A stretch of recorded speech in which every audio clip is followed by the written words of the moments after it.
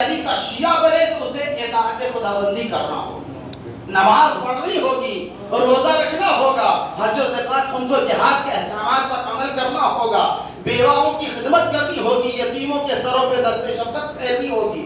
اگر یہ نہیں کریں گے تو آپ شیعہ نہیں ہیں۔ عزیزان، زبانی کہنا اس لیے کہ علی کی محبت مکمل اسی لیے ہو سکتی ہے کہ جس کی زبان علی علی کہہ رہی ہو اور اس کا پورا بدن علی کے کیریکٹر اور کردار سے متمسک ہو۔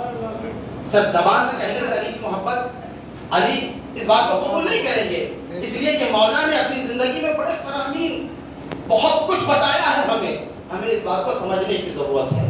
لیکن جو ہمارا عقیدہ ہے ولایت کے اوپر عزیزو، جو سب سے زیادہ قیمتی چیز ہوتی ہے نا، وہی چوری بھی ہو جاتی ہے۔ اور ضروری نہیں کہ چوری آپ کی جیب سے کیا جائے، کبھی کبھی ممبر پر بیٹھ کے بھی چوری کی جاتی ہے۔ ہوتا ہے عزیزو، لوگ مومنین اور عوام کے ذہنوں سے ایسا کھیلتے ہیں کہ بس جو مومنین تھوڑا کم پڑھے لکھے ہوتے ہیں وہی تصور کرتے ہیں بس یہی بات ہے۔ لیکن عزیزان گرامی قدر، جب اللہ نے عقل دی ہے تو اس کو پرکھو۔ اور چور ہمیشہ قیمتی چیزیں چوراتا ہے، اور اسلام میں خصوصاً شیعوں کے نزدیک 2 یا 3 چیزیں بڑی اہم ہیں، بڑی قیمتی چیزیں ہیں، اور اس کو چورانے کے لیے چور ہر وقت کھڑا ہے۔ سب سے پہلی کیا چیز ہے؟ علی کی ولایت کو چورانے کی کوشش کرنا۔ دوسری چیز حسین کی عزاداری کو چورانے کی کوشش کر رہا، اور تیسری چیز عظمت سادات کو چورانے کی کوشش کرنا۔ آپ جانتے ہیں علی کی ولایت کا تعلق صرف حلالیوں سے ہے، غیر حلالی کے پاس علی کی ولایت پہنچ ہی نہیں سکتی۔ میری بات اور میں سننے کی کوشش کر رہا ہوں۔ علی کی جو ولایت ہے اس کے منحصر حلالیوں تک ہے، غیر حلالی تک پہنچ ہی نہیں سکتی۔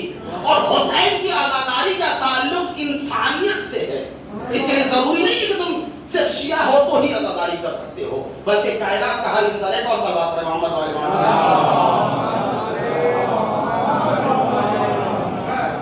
تو عزیزان گرامی قدر، اور رہ گئی عظمت سادات، تو میں آپ کو کہتا بہت بڑا جملہ کہنا چاہتا ہوں کہ بدچلن ماں کی عورت کا بچہ کبھی بھی سادات کی عظمت کا قائل نہیں ہو سکتا۔ بدچلن ماں کی اولاد کا بچہ سیدوں کی عظمت کا قائل نہیں ہو سکتا۔ تو یہ جو 3 چیزوں کو میں نے بیان کیا، ایک ولایت، دوسرے حسین کی عزاداری، تیسری عظمت سادات، یہ آپ کا قیمتی سرمایہ ہے، چور ڈاکو سے بچا کے رکھیے۔ یہ بہت اہم چیز ہے عزیزو۔ اس سلوات سے سارا محمد والے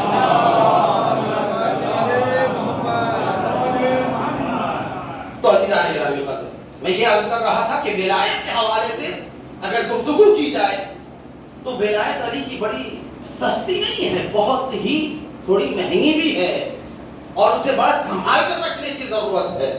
اور کبھی کبھی ایسا بھی ہوا ہے کہ ولایت کے سلسلے میں خداوند عالم اپنا قانون بدلتا ہوا نظر آتا ہے۔ آپ جانتے ہی ولایت کب ہوئی، کیسے ہوئی، کیا کوئی اعلان ہوا، یہ تمام چیزوں کو بتانے کی ضرورت نہیں ہے، بلکہ روایت کی یہی فکرے ہیں کہ ایک مرتبہ ابو جہل، مکہ المکرمہ کا واقعہ، ابو جہل ہے، رسول کی رسالت کے جلن میں آ کر یہ جملہ کہتا ہے کہ اے اللہ، تو نے محمد کو نبی بنا کر تو نے بھیجا ہے یا پھر محمد نے خود ہی نبوت کا دعویٰ کر دیا؟ اگر محمد نے خود ہی نبوت کا دعویٰ کیا ہے تو اس پر عذاب نازل کر، اور اگر تو نے اپنی طرف سے محمد کو نبی بنا کر بھیجا ہے تو مجھ پر عذاب نازل کر۔ اب عزیزو، یہ تو ابو جہل نے مکے میں کہہ دیا، لیکن عذاب نازل نہیں ہوا، بلکہ آیت نازل ہوئی، اور آیت نازل ہو کر یہ بتا رہی ہے کہ اے میرے حبیب، جب تک تو ان کے درمیان ہے عذاب نازل نہیں کر سکتا، اس لیے کہ جہاں محمد ہوگا وہاں عذاب نہیں ہوگا، جہاں محمد ہوگا وہاں صرف رحمتیں ہوں گی۔ تو عزیزان گرامی قدر، وہاں آیت اتر کر صرف یہ بتا رہی ہے کہ جہاں محمد ہوگا عذاب نازل نہیں ہوگا۔ اب کافروں کے دماغ میں یہی چل رہا تھا کہ قسم خدا کی جہاں بھی محمد ہوگا عذاب نازل نہیں ہوگا، جو چاہے ہم کر سکتے ہیں۔ یہی سوچ کر حارث ابن نعمان فہری نے میدان غدیر خم میں بھی غلطی کر دی۔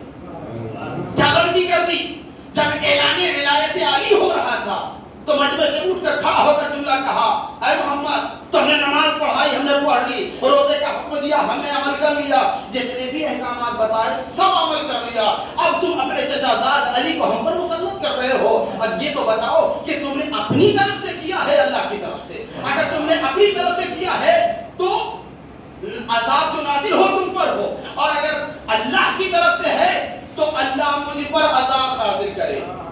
کافروں کے ذہن میں وہی مکے والا واقعہ دماغ میں تھا کہ جب تک محمد ہے عذاب تو نازل نہیں ہوگا، لیکن پروردگار عالم نے آسمان سے پتھر مار کر بتایا کہ دیکھو منکرے